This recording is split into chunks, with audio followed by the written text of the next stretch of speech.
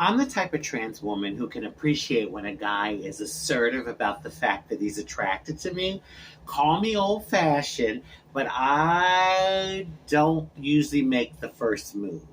I wait for the guy to let me know he's interested. And then if I'm interested, then I let him know. But what happened to me outside of a Walgreens recently was beyond being assertive about the fact that he liked me. Way beyond. I come out of the Walgreens, I have bags in my hand, and I see a guy. He actually looked like he was from the Dominican Republic. He had that look about him. And so he walks over to me, and then when he starts speaking, I realize, oh, he's Jamaican. I heard the accent. So he proceeds to try to grab one of the bags out of my hand, and I'm like, oh no, I'm fine. He's like, well, I'm just trying to be a gentleman. I like what I see. I'm like, no, I'm okay, thank you. So I'm walking to my car, and as I'm walking, he's like, oh my God. He's like, I'm so attracted to you. Oh, baby, I want to fuck you. I like what I see. So I get to my car, and I open the door, and he pushes up on me, and I feel that he's aroused, okay? And so I'm like, will you stop it? And I put my bags in the car, and I sit down in the driver's seat, and he pulls out his penis. And he's like, come on, kiss it. Kiss it. And I'm like, I'm looking up at him, and I'm like, I'm not doing that. It's broad daylight in the Walgreens parking lot. And even if it was nighttime, I wasn't trying to do that with him. I mean, like I said, I liked him physically. I was attracted to him, but it was his energy that was turning me off. Something about his energy just I didn't like. So anyway, he then starts to grope my breast. And I'm like, will you stop it? And he's like, oh, baby, come on, and he's groping my breast. And then he leans down and he starts kissing in my cleavage area. And I'm trying to push his head off of me.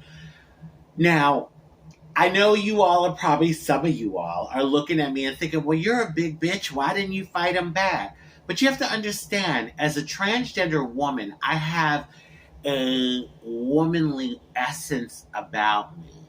I have more of a passive energy. And, he was an alpha male. He was taller than me, 6'4", built, big hands, just that manly strength. And I mean, let's face it, come on, let's be real. There's cisgendered women that are tall and big, and people wouldn't say that to them. Oh, why didn't you try to fight them back? So yeah, it was just, and then on top of that, sometimes when guys like you and they feel like they're being rejected, then they want to get angry at you and nasty and even possibly violent. So I was trying to maneuver the situation the best way I felt. Anyway, he's, kissing on my breast, and like I'm trying to push him off of me. A guy is walking by and he sees what's going on. So he stops and he's just watching the scenario now. So the guy lifts up and he, again with the penis, he's like, come on, we'll touch it. I'm like, no, I'm not touching your penis. It was big too. It was humongous, by the way. Anyway, I said, no, I'm not doing that. And so then he leans down again and he starts kissing on my cleavage area, and he takes his hand and he goes all the way up my crotch. Thank God I was tucked really good, because, the reality is I didn't know if he knew I was transgender. That I am transgender. I didn't know if he knew. And one of my friends said, well, of course he knew, because would he do that to a cisgendered woman in broad daylight in the middle of a Walgreens parking lot? But then another friend said, no, he probably didn't know, because would he be that open about liking a transgender woman, being attracted sexually to a trans woman in broad daylight? So Lord knows if he knew, but I was thinking if he didn't know and he found out, he might get angry and then want to get violent with me on top of the sexual assault. Oh my God. So anyway, I'm like trying to push his head off. I'm like, stop it. I must have said stop it about 20 times. Okay. Finally, something clicked in his head.